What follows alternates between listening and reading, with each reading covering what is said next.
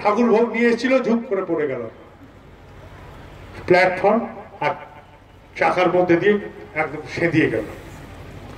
ঋত্বিক দাদা high high করে উঠলেন যে এ তো সর্বনাশ হলো, এই মাত্র লোকটা এরকম করে আবেগ নিয়ে ঠাকুরের জন্য নিয়ে এলো, এরকম বিপদ হলো। লাফ দিয়ে উঠে ট্রেন টেনে ট্রেন থামানো হলো। ট্রেন থামতেই দেখছে যে ধুলো ঝাড়তে ঝাড়তে সেই ব্যক্তি উঠে দাঁড়াচ্ছে। প্ল্যাটফর্ম আর চাকার মাঝখানে কে যেন তাকে আলগো করে রেখে দিয়েছিল। ট্রেনের চাকার তাকে স্পর্শ করলো না, তার মৃত্যু হলো না। এই যে মন তার ব্যস্ত ঠাকুরে, তাই মৃত্যুও তাকে ছুঁল না। আমি একটা ঘটনা বললাম, বাস্তব ঘটনা। তা আমাদের চলা এরকম। আর আমরা কিভাবে চলি, আমাদের চলা কেমন হয়? একটি ব্যক্তি ছিল, সে যাই কেনে তাতেই ফাউ চায়, যে আমার একটা ফাউ লাগে।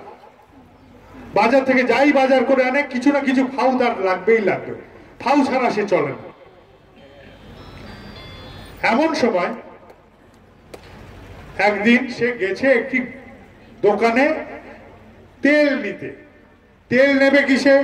বাড়ি থেকে একটি কাপ নিয়ে গেছে, পেয়ালা, চা খাওয়ার যে কাপ, সেই কাপ নিয়ে গেছে। তখন 1 পয়সা 2 পয়সা তেল পাওয়া যায়, যতটুকু হয় তাতেই হয়ে যায় ঘর সংসারের রান্না। সে তেলের জন্য তেল বা কাপ একটি নিয়ে তেলের দোকানে পৌঁছেছে। তেলের দোকানদারকে সে বলছে যে আমাকে একটু তেল দাও দেখিনি। তো তেলের দোকানদার সে ওই কাপে যতটুকু তেল আটে সেই মূল্যের তেল তাকে দিয়ে দিয়েছে। এবার তেলটা নেওয়ার পরে তার মনে হচ্ছে কই ফাউ তো নিলাম না। এই ভেবে সে দোকানদারকে বলছে আমার ফাউটা দেবে না, আমি যে তেল নিলাম। দোকানদার বলছে যে ফাউটা নেবে কোথায়? তখন সে হাতের কাপটা উল্টে দিয়ে পেছন দিকে যে ছোট্ট গর্তটি আছে কাপের পেছনে, সেখানেই ফাউটা দিতে বলে। এবার কাপটা এরকম করে উল্টো ধরে ফাউ নিয়ে সে বাড়ি ফিরছে। পথে একজনের সাথে দেখা হলো, বললে যে ভাই তুমি কাপ উল্টে এরকম করে কি নিয়ে চলো? তখন বলছে এই যে ফাউটা নিয়ে চলেছি আমি, ফাউটা এখানে আছে। বলে তোমার আসল কই? বলে আসল তো এখানে। আসল তো দোকানেই পড়ে গেছিল কাপ উল্টানোর সময়। তার হাতে ফাউও থাকলো না, আসলও থাকলো না। আমাদের চলা অনেক সময় এরকম হয়ে ওঠে। যদি ঠাকুর বাদ দিয়ে চলি, আমাদের চলা কিন্তু এরকম হয়ে যাবে, ফাউও যাবে, আসলও যাবে। ঠাকুরকে ধরে রাখেন, সবকিছু সার্থকতা, সবকিছু সার্থকতা। পুরুষোত্তম আসেন যখন, সব গুরুরই সার্থকতা। তাকে ধরলে আসে না গুরু ত্যাগের ভিন্নকতা। সবকিছুর সার্থকতা থেকে, সবকিছুর। প্রাণ কাঁদে না, প্রাণ কাঁদানোর চেষ্টা করেন। আবেগ ওঠে না ঠাকুরের কথা ভেবে, চেষ্টা করেন। করতে করতে একদিন হয়ে যাবে। আর এই পালন করি আর না করি, ঠাকুর ধ্রুব, এটা একদম সুনিশ্চয়। ঠাকুর ধ্রুব, আপনারা চলেন সেভাবে। আপনাদের এখানে ঠাকুরের মন্দিরের নির্মাণ কার্য হবে। আচার্যদেব নির্দেশ করেছেন যে মন্দিরটি আছে সেটা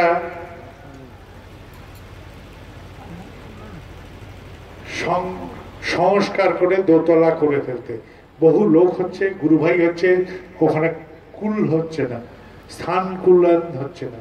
সংকুলান না হওয়ার জন্য তিনি আশীর্বাদ করেছেন এখানে সব কর্মীদের ওটাকে দোতলা করতে। আমি একটি ছোট্ট ঘটনা বলি।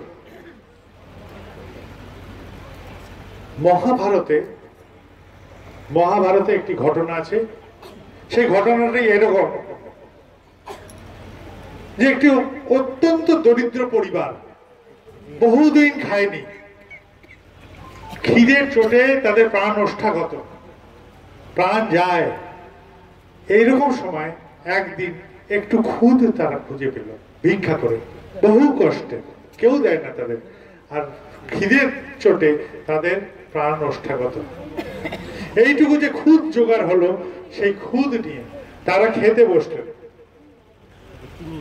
যখন খেতে বসেছেন, 4 ভাগ করে, পিতা মাতা পুত্র কন্যা 4 জনে মিলে ভাগ করে ওই যেইটুকু পেয়েছে সেইটুকুতে যাদের জীবন রক্ষা হয় তাই খেতে বসেছে।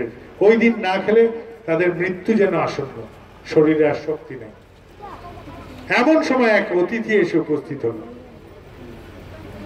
অতিথি এসে উপস্থিত হতেই সেই অতিথি বলল, আমি ক্ষুধার্ত, আমাকে কিছু খেতে দিন। অতিথি নারায়ণ, তাই এই ক্ষুধা তৃষ্ণা কাতর পরিবারটি অতিথিকে বসালো যে আপনি খান।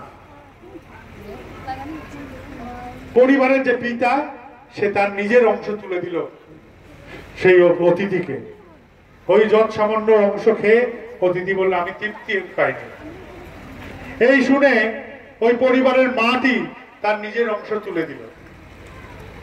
সে বলে যে আমি এখনো তৃপ্ত হই।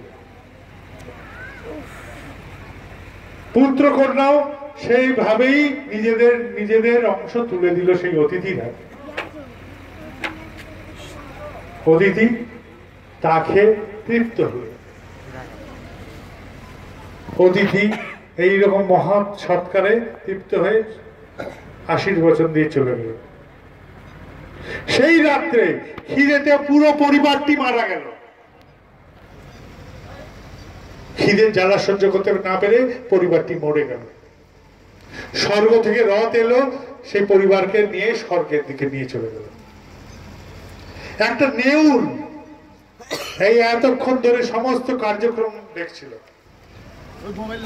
এই যে দান হলো, মহৎ দান, নিজেকে উজাড় করে এই যে দান হলো, ওই যে কণাগুলো, খুদ কণাগুলো, ছোট ছোট দানা কিছু পড়েছিল মাটিতে, আনন্দে ওই যেখানে দান হয়েছে সেখানে গিয়ে ওলট পালট করা শুরু করলো। যেটুকু সামান্য দানা ছিল তাতে তার শরীরের অর্ধেকটা সোনায় পরিণত হলো। তার অর্ধেক শরীর সোনার, অর্ধেক শরীর যেমন থাকে নেউলের সেরকমই থাকলো। সে জিজ্ঞাসা করলো, আমার এই পূর্ণাঙ্গ স্বর্ণ হবে কি করে আমার দেহ? বলে, এইরকম যদি দান কোথাও হয় তাহলে সেখানে গিয়ে তুমি যদি গড়াগড়ি খাও তাহলে তোমার বাকি অংশ সোনায় পরিণত হবে। সম্রাট যুধিষ্ঠির সিংহাসনে বসে আছেন, মহাভারতে বলছে কুরুক্ষেত্রে সমাপ্ত হয়েছে, তিনি বিশাল যজ্ঞের আয়োজন করেছেন। সেই যজ্ঞে বিশাল দান হলো, অজস্র দান, অজস্র অঢেল দান হলো। সেই দান ক্ষেত্রে এসে সেই নেউল গড়াগড়ি খেল, কিন্তু তার দেহ স্বর্ণে পরিণত হলো না। তাই অঢেল থাকলে যে দান, সে দান দেওয়ার মধ্যে কিন্তু এই মহত্বতা নেই। যার কাছে যাই আছে তাই যদি উজাড় করে তখন সে দানের মহত্বতা হয়। বহু আগে